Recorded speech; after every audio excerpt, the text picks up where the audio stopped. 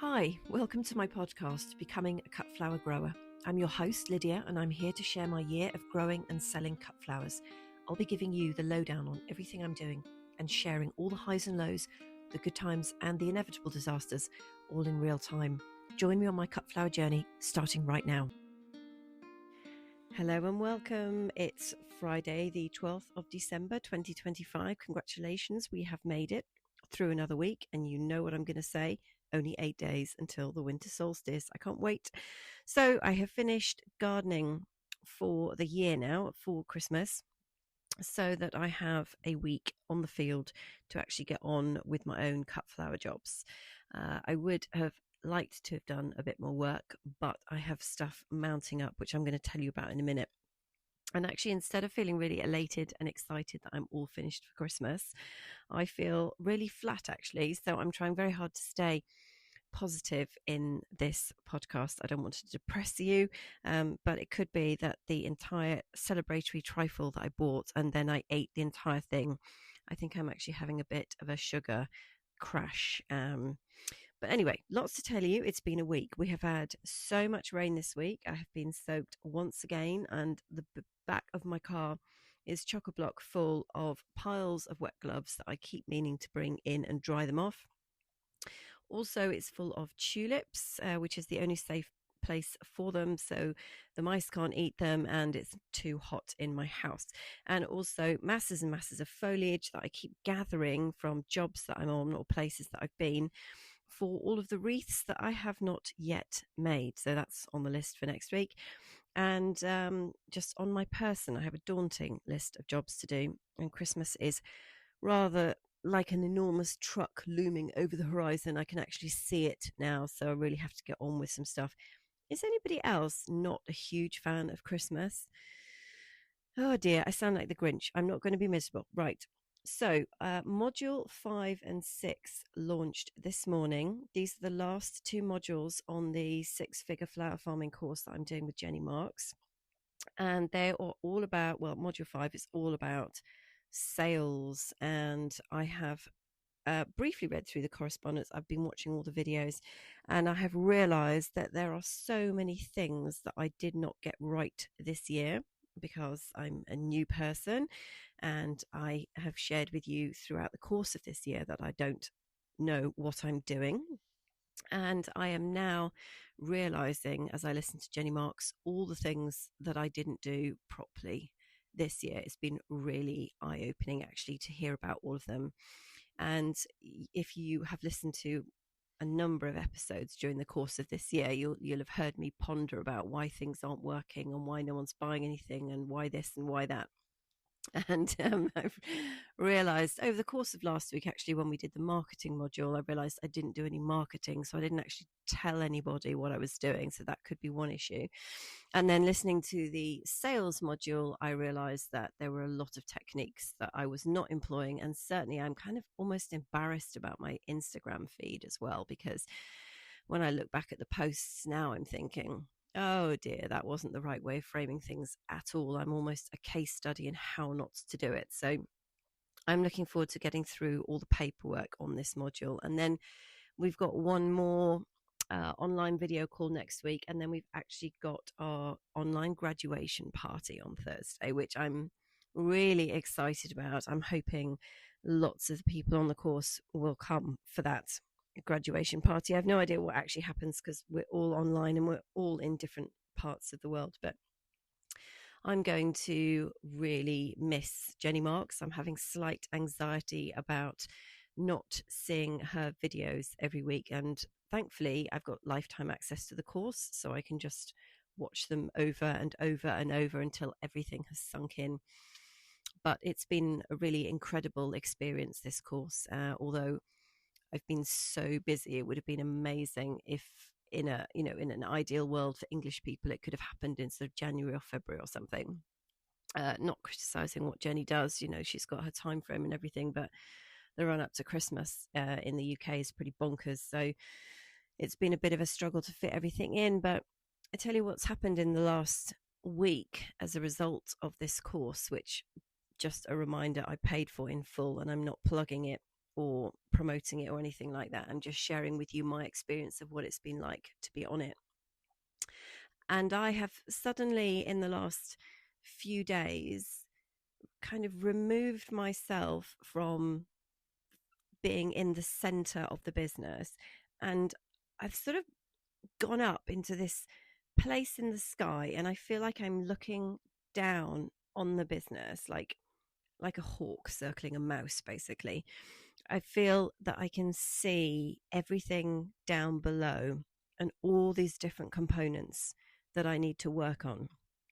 And it's a really strange but fantastic feeling, because for the whole of the past year, I have felt so immersed and kind of wrapped, almost like just wrapped in cotton wool of the whole thing, and feeling just overwhelmed with how many different elements there are to think about. And I was so focused this year on the sewing and the staking and all these really quite silly things. Now I look back on it, because the bulk of what I need to work on is sales and marketing and the numbers.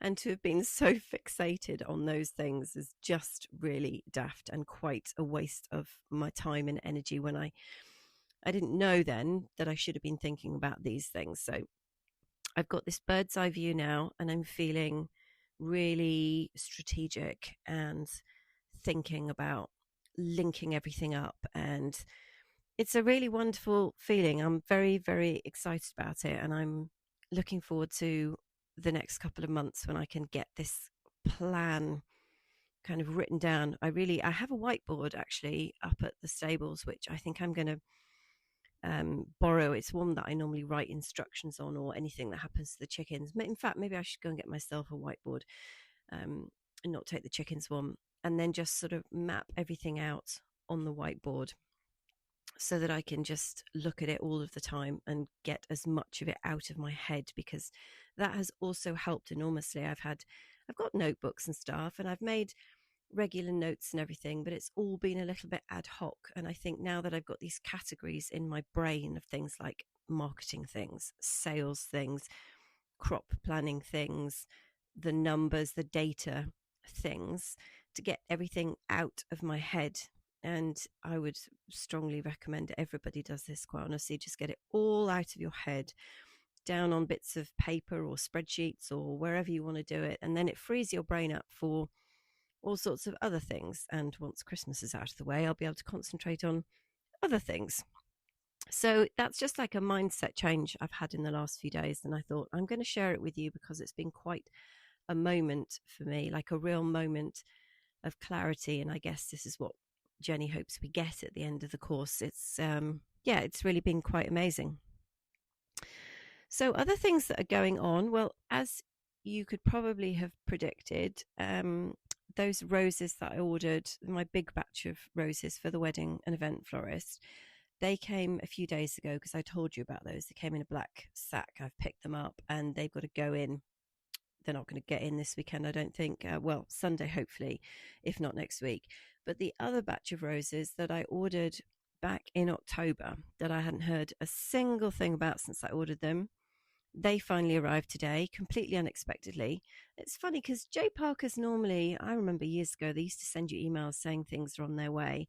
And now you sort of just get an email from the courier saying they're coming, but we're not exactly sure when they're going to come. And you don't know which bit of the order is coming. But anyway, suffice to say, they have now turned up. So I have got 70 rose plants to get in the ground, which is challenging, but luckily the soil is still fine. It's not too late to do anything.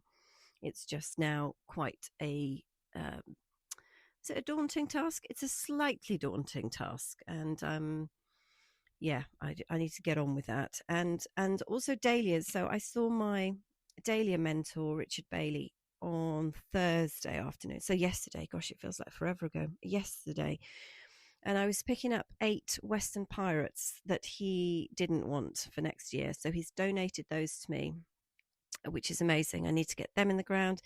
And then I helped him dig up a variety called Kilburn Glow, which he also was growing to exhibit this year. Now, they're a water lily, and they're very, very beautiful. I think he won something at one of the shows with his Kilburn Glow this year. I'm not sure. I think he did. And they're quite an extraordinary colour. You need to look them up on the internet. They're called Kilburn Glow. And they have almost like an iridescent, what do you call it? Like iridescent pigments in the petals. They literally do glow from within. It's quite an extraordinary plant. Very, very pretty. So he gave me half a dozen of those, which he'd bought as cuttings this year. And some of them had made really big tubers, which he wants to keep and split for next year. And the really small ones that hadn't made much of a tuber that he was just going to throw away, he's given me those, and I'll see if I can do anything with them. They're just going to go in the ground and we'll see what they do over the winter. So that was very nice of him. That was lovely, very kind of him. And the other thing I was going to tell you about was I've made a friend, which is a statement in and of itself. I don't know about you, but I have found it very difficult to make friends since my 30s, really. I seem to do okay in my 20s. And then from my 30s and my 40s, I've just found it almost impossible to make friends. I do quite a lot of things, but I just have not been clicking with people in a way that, say, you know, when I met my best friend when I was 20 years ago, I met her, and we were both traveling and living in Greece actually at the time, and we actually only spent one weekend together hanging out, and we've been best friends ever since. And I have really not found that kind of connection with another person to that extent since then. And I don't know, maybe it's just me. I went to an all-girls school when I was young, and it was quite traumatic. And quite honestly, women frighten me to death. I never did very well at school, and I got picked on and I was bullied, and it was just awful. And maybe I was a horrible kid. I've no idea. But I just didn't make friends particularly well at school, and I have struggled with it my whole life. So I'm always extremely overexcited when I actually make a friend. It is quite a big deal for me. And I have made a friend. I hope she'd consider us friends now. I'm sure she would. One of the ladies that I'm doing this course with. Now, most of the students are from America, but a lot of them are from Australia or other parts of the world.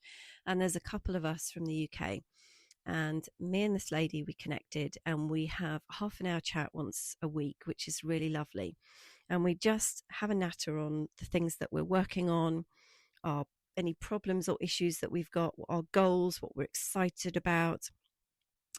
And I'm really looking forward to meeting her next year. She's a really, really lovely lady. And what I'm finding is that it's true when people say when you find your tribe, you really you have friends then, like they're speaking the same language, they're on the same wavelength as you. It's a really amazing feeling, and it's wonderful to just be able to talk about something that you're passionate about without having to talk about anything else. It's almost like real life doesn't come into it, although obviously growing cut flowers is my life, or it's certainly a huge part of my life. So it's I don't know that I'm explaining this very well. I think the point was, it's wonderful to connect with people who are passionate about something that you are passionate about, and I am certainly finding that in this industry in a way I haven't really found in any other industries. Even really with the gardening, I didn't find that connection. So there's something about the cut flower growing industry that is very promising in that regard. So that's very exciting. And as I say, I can't wait to meet her. And also I've had a couple of phone calls, one phone call with another grower who's over in Oxfordshire, about an hour away from me, and she's wonderful, and she sends me messages. We message back and forward sometimes, and she's so incredibly helpful and kind, and just, we haven't met yet, but I can tell that she's got a very kind soul, and she's just lovely. So I'm looking forward to meeting her as well. So I feel very, very lucky that I'm meeting these really lovely women, and I can feel part of something, which is great. Now, I did have a question the other day from somebody who said, I don't talk about the chickens anymore. What's going on with the chickens? And I am planning to do an episode up on the field before the end of the year. I thought it would be nice to do like a site walk per se. I did one of these right at the beginning when I first started the podcast, actually. In fact, I did a couple when I was walking around up there. And I'm going to try and see if I can make the audio as good as I possibly can so it's not unbearable for you. But I thought I'm definitely planning to do one of those anyway before the end of the year up on the plot. And the chickens are absolutely fine. They have, I think I might have told you this, they have polished off all of the mint, which is unfortunate because I don't know why they'd have gone for that. I mean, they polished off the petunias a while ago. They've got masses of things that they can get involved with, little trees, all sorts of lovely grass, all sorts of things, and they clearly just go and make mischief when I'm not there. Hopefully the mint will recover because it's the nice apple mint that I bought when I went down to the Eden project in Cornwall in June. So I'm a little bit devastated about that, but hopefully it will come back. I mean, mint is pretty indestructible, right? And the boys were fine up until yesterday when we'd had some high winds earlier in the week and the netting that divides the boys had blown open a little bit. So Kung Fu Moli had clearly got out through one of the holes, and he'd gone and picked a fight with a lion.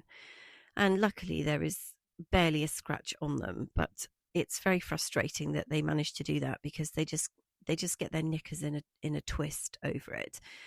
And they're all overexcited when I turn up, and they can't stop crowing and being rude to each other. But otherwise, everybody out there, they're fine anyway. They're back where they're supposed to be. Moli is back where he's supposed to be. And everybody else is absolutely fine. They're ticking along nicely, which is great. So what else did I have to tell you about? Let me have a look at my list. Oh yes, here we are. I had a little section about what we can be doing in December. That is assuming you are not completely snowed under making wreaths or doing preparations for Christmas or a whole raft of other things going on. It is, anyone will tell you, not just me, it's a great time to review the year. Now, you might be a bit snowed under and not get round to this till January, which is probably the case for me. But it's a good time to gather together all your notes and all your bits of paper and everything that you've jotted down somewhere on the back of a seed packet this year. Gather everything together and have a look at your numbers. And that's assuming you were actually collecting data this year. I think lots of people don't actually collect any data, but I do think it's really, really helpful to be able to go back and see what you actually did over the course of the year and have a look at what grew really well and what didn't, and what do you want to grow more or less of next year. And actually, if you haven't been collecting any data, then grab some forms or make some forms of your own so that you can actually write down things like how much time you've spent, labor costs on growing certain things, and how much manure you've put down or fertilizers and whatever you do on your plot, so that you have an idea of how much time and what you've been spending on the plot. It's a good opportunity to refine your crop plan as well, unless I guess it's set in stone and you were super organized and you did it back in August or something, which I did not do. And keep your socials up to date as well with stuff that is not related to wreaths. I'm actually starting to follow people in Australia now. One of the ladies on my flower farming course is in Victoria in Australia, and I am following her now. And then another lady is in Florida, and I'm following her just because they are not doing wreaths all of the time. They've got fantastic selection of summer flowers, and it's wonderful to see all of these gorgeous colors rather than just looking at wreaths all day. Honestly, I sound like a real Grinch about wreaths, but I've literally had it up to here. I don't want to see another wreath, and I've still got to make mine.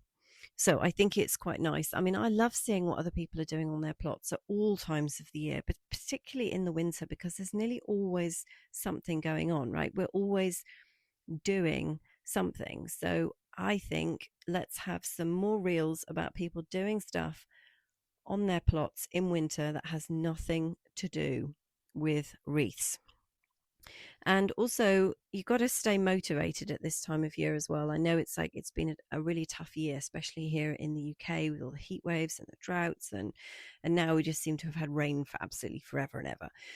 So it feels like the pace is slowing down a little bit, and energy levels can fall off a bit at this time of year. And it's important to stay motivated, and definitely 100,000,000% avoid comparisons with other growers, especially on Instagram. Like, you can just end up in a complete rabbit hole of doom. So yeah, just stay focused on what you are doing and don't compare yourself to other people. It's very, very easy at this time of year as well to be focusing on other people, which is obviously the spirit of Christmas. But if you don't look after yourself and make time for yourself, then you'll be flagging, and it's not going to be good for anybody, certainly not for you and your business. So I would definitely say make sure you factor in a little bit of time just to take care of you. So that's all that I wanted to talk to you about this Friday evening. I am going to slowly slip into a trifle coma now, and I wish you all the very best for the weekend. I hope you get all your jobs done and have time for a little bit of fun in there as well. And I will see you on Tuesday for the next episode, when hopefully I will be telling you that I have planted all 70 of my roses, all 30 of my dahlias, and all the other things lurking in Kylie's room, made all of my wreaths, made some fancy, what do you call them, the swags, the dangly bits on rope that go from here to there and everywhere, and all the other things that I would like to do. So let's hope that I have some positive news about what I've done when I speak to you on Tuesday. And I very much hope that you will come back and join me for that. So have a wonderful weekend. Take care, and I'll catch up with you on Tuesday.